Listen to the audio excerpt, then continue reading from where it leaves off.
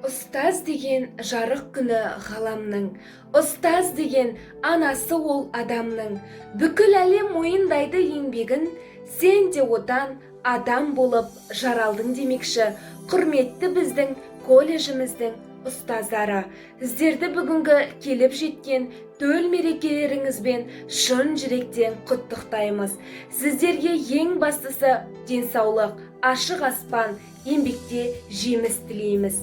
Ұстаздық еткен жалықпас, үйретуден балаға деп Абай атамыз айта кеткендей, сіздердің еңбектеріңіз біздер үшін өте зор. Сондықтан да біздердің сіздерге айтар алғысымыз өте шексіз және ерекше десем де болады. Ендеше келесі кезекті біздің тобымыздың шынайы ниеттен шыққан ақ лебіз тілектері мен шынайы жүректен шыққан өлеңіне кезек берсек. Ғұлама білгіш ғалымнан, оқушы жас жалыннан, мархабатты ойшылдан, мал өсірген қойшыдан, жазушыдан ақыннан, ғарышкерден батырдан, өнері асқан актерден, ырыс қазған шахтерден, мың бұралған бишіден, ой тербеткен күйшіден, оқыған жас кәріден, оқушының бәрінен, ұстаздарға мың сәлем. Шәкірттерін білімдерімен сусындатып, тәлім тәрбие беру, жақсы қасиеттерді бойына дарытып, адамгершілік рухта бағыт-бағдар беруде ұстаздың рөлі зор.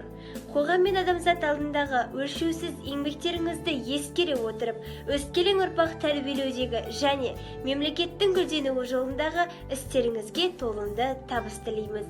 Қызығы мен шыжығы қатар жүретін ұстаздық жолдарыңыз тек өрлеу мен өсуге бастасын. Мұғалімдер күні бүгін, күні ұстаздың жаттанған, шәкіртіне дем бергізген, жеткізеді деп бақ арман.